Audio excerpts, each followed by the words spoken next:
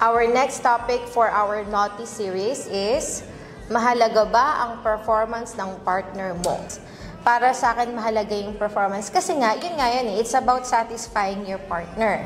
Kung hindi maayos ang performance, parang hindi mo na-satisfy yung partner mo. Ayun. Actually, means para sa akin din, parang mas importante yun despite of your, maybe, insecurities. Diba? Work out kung ano yung kaya mong gawin para mas masatisfy mo yung partner mo. And for you to enjoy it with your partner. Tsaka para sa akin, if nag-e-effort ka dun sa performance, ibig sabihin, talagang love mo yung partner mo, you care for, yun nga, yung magiging response niya dun sa ginagawa nyo. Kasi nga, concern aware ka na dapat galingan mo doon. And pagdating naman sa performance kasi, sometimes medyo may yan, physical state ng katawan mo. So, yan yung mga bagay na pwede mong i-improve. Yeah, diba? correct. So, for example, kung nahihinaan sa'yo ng performance yung partner mo, you can improve that by working out, keeping yourself healthy,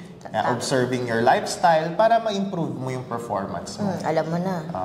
Which is, ginagawa naman natin yun, di ba? Okay.